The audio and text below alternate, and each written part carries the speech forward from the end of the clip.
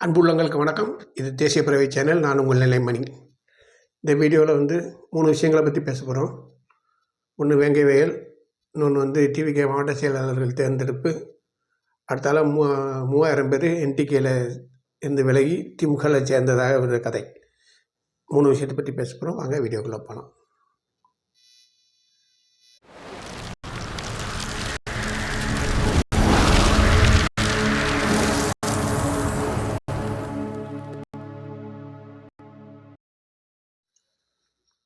வணக்கம். அதாவது வேங்கை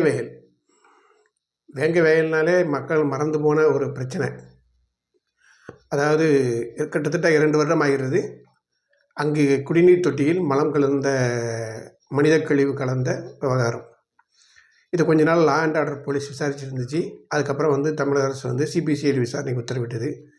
சிபிசிஐடி விசாரணை நடந்துக்கிட்டே இருக்குது. கிட்டத்தட்ட ஒவ்வொருத்தரையாக மாதிரி எடுத்து சோதனை பண்ணி டிஎன்ஏ டெஸ்ட் பண்ணி அது அப்படியே போய்கிட்டே இருக்குது. 100, 140, 150 பேருக்கு மேலே சோதனை பண்ணி போய்கிட்டே இருக்குது. ஒரு கிட்டத்தட்ட எல்லா கட்சிகளும் பேசி அதை பற்றி பேசி அழுத்தே விட்டுனேன். இதில் வேங்கை வயலுக்கு நேரடியாக போகாத கட்சிகள் நிறைய இருக்குது. கிட்டத்தட்ட திருமாவளவன் அவர்கள் கூட வேங்கை வயலுக்கு போகலை. ஏன்னா அங்கே பாதிக்கப்பட்ட தலித் மக்களுக்கு போய் ஒரு ஆறுதல் சொன்னால் கூட நல்லா இருந்திருக்கும், போகலை. மற்றபடி எந்த கட்சியுமே அங்கே போகலை. அந்த மக்கள் போராடி ஓய்ஞ்சே போயிட்டாங்க. இந்த நிலையில் தான் நீதிமன்றத்தில் ஒரு 2 நாளைக்கு முன்னாடி இன்னும் 3 நாளைக்கு முன்னாடி சிபிசிஐடி போலீஸார் இந்த வழக்கு விசாரணைக்கு வரும்போது குற்றப்பத்திரிகை தாக்கல் செய்வதற்கு கொஞ்சம் அவகாசம் வேணும் அப்படின்னு சொல்லி இன்னும் நாங்கள் தெளிவான முடிவுக்கு வரல, அவகாசம் வேணும் அப்படின்ட்டு கேட்டாங்க. கோர்ட்டு சரி ஒப்புதல் அளிச்சிட்டு, இதுக்கிடையில் விஜய் வேங்கை வயல் போகிறதா ஒரு நியூஸ் வதந்தியா அல்லது நியூஸாக இல்லை பரபரப்பாக போய்கிட்டு இருந்துச்சு.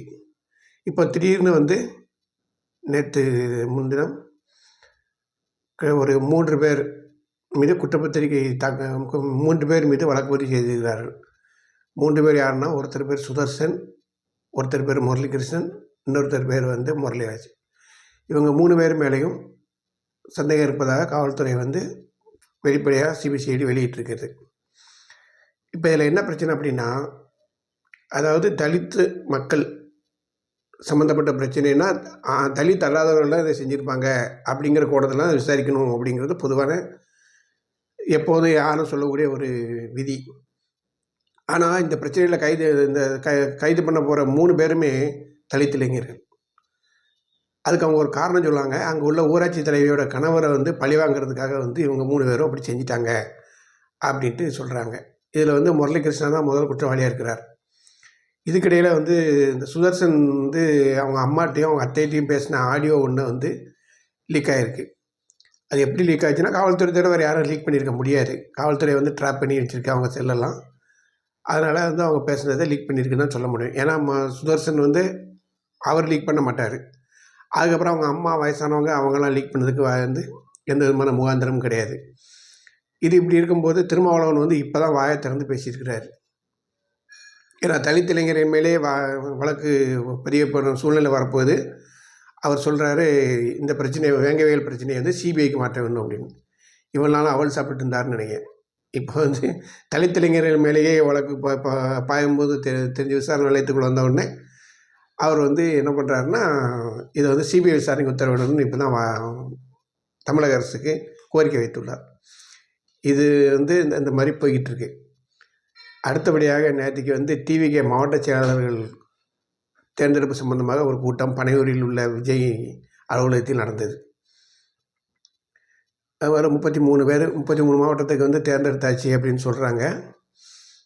இந்த கூட்டத்தில் ஒவ்வொரு மாவட்ட செயலாளர்கள் இப்போ தேர்வு செய்யப்படக்கூடியவரையும் விஜய் அவர்கள் தனித்தனியாக சந்தித்து பேட்டி கண்டிருக்காரு, அவங்களை கருத்து கேட்டிருக்காரு அப்படின்ட்டு. அதாவது உங்கள் மாவட்டத்தில் எந்தெந்த கட்சியில் யார் ப்ராமினென்ட் லீடரு, அங்கே உள்ள பிரச்சனைகள் என்ன, அங்கே உள்ள இது என்னன்ட்டு ஒவ்வொருத்தரையும் தனித்தனியாக சந்தித்து கேட்டிருக்காரு. இப்படி அவர் தனித்தனியாக பேசும்போது புஷியானந்த் அந்த கழகத்தின் பொதுச் செயலாளர் புஷியானந்த் வெளியே இருக்க சொல்லிவிட்டு அவர் கேட்டார். அப்படிங்கிறது தான் அவர் ஒரு பெரிய பேச்சு பொருளாக போயிட்டுருக்கு. அதை மாவட்ட செயலாளர்கள் தேர்ந்தெடுக்கப்பட்ட பின்பு விஜய் அவர்கள் தமிழகம் முழுவதும் இந்த படம் கடைசியாக ஒரு படம் நடிச்சிட்ருக்கார்ல, அந்த படம் முடிஞ்ச உடனே முழு நேர அரசியல்வாதியாக மாறி தமிழகம் முழுவதும் சுற்றுப்பயணம் செய்வார் என்று எதிர்பார்க்கப்படுகிறது. அடுத்ததாக உள்ள முக்கியமான நியூஸ் என்னென்னா, நாம் தமிழர் கட்சியிலிருந்து விலகி கிட்டத்தட்ட 3000 பேர் திமுகவில் சேகர்பாபு தலைமையில் திமுகவில் முதலமைச்சர் ஸ்டாலின் முன்னிலையில் இணைந்தனர். இதுதான் நேற்று பயங்கர பேசுபொருள் பொருளாக இருந்தது. அது ஒரு கேலி கூத்தான இது. அதாவது அதில் பாதி பேர் எதுக்கு வந்திருக்கோன்னே தெரியல அவங்களுக்கு. ஏதோ மீட்டிங் கூப்பிட்டாங்க வந்தோம் அப்படின்னு சொல்கிறாங்க. சில பேர் சொல்கிறாங்க, நாங்கள் ஏற்கனவே திமுகவில் தான் இருக்கோம், பரம்பரையே திமுக தான் நாங்கள் அப்படின்னு சொல்கிறாங்க.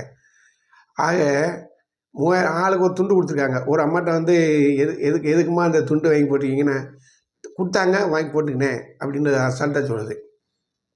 இந்த மாதிரி நிலமை தான். அதாவது வந்திருக்கவங்களுக்கு 300 ரூபாயாம் கூட்டு போகிறது, சாப்பாடு எல்லாம் ஏற்பாடு பண்ணிடுவோம், ஒரு ஆளுக்கு தலைக்கு 300 ரூபா கொடுக்கப்படும் என்று சொன்னதாக கேள்வி. அதையும் சில மக்களும் சொல்கிறாங்க, சாப்பாடு வரல, எங்களுக்கு இன்னும் வயிறு பசிக்குது, இவ்வளோ நேரம் ஆச்சுன்னு எங்களுக்கு சாப்பாடு வரல அப்படின்ட்டு சொல்கிறத பொது சமூக வலைதளங்களில் பார்க்க முடிகிறது. இப்படி ஒரு ஈனத்தனமான செயல் திமுகவுக்கு தேவையா என்று தான் இப்போது கேட்டு வருகின்றனர். அதாவது நாம் தமிழர் கட்சியை எப்படியாவது ஒடுக்க வேண்டும், சீமான் அவர்களின் அந்த ஆக்ரோஷமான இதை தடுக்கணும் அப்படிங்கிற முறையில் தான் இது போய்கிட்டு இருக்கு. சீமான் அவர்கள் இதை பற்றி பேசும்போது அவர் சொல்கிறாரு, அவர் இதுக்கு மேலே காமெடி பண்ணுறாரு. அதாவது 3000 பேர் போயிட்டாங்களா, அதை பற்றி என்ன நினைக்கிறீங்கன்னு பத்திரிகையாளர் கேட்காரு. சரி, திமுக கட்சியும் நான் எங்கிட்டேருந்து போய் தான் வாழ வைக்கணும் போல இருக்குது, அவங்க வளர்க்க வேண்டியது போல இருக்குது அப்படின்னு அவர் சொல்கிறாரு. இது அடுத்த நகைப்புக்குரியதாக இருக்கிறது. மற்றபடி அடுத்த பதிவில் மேலும் சில சிறப்பான விவரங்களோடு மீண்டும் சந்திக்கிறேன். அதுவரை உங்களிடம் விடைபெறுகிறேன். நம்ம சேனலை சப்ஸ்கிரைப் பண்ணிக்கிடுங்க. கண்டிப்பாக லைக் கமெண்ட் பண்ணுங்கள். நன்றி, வணக்கம்.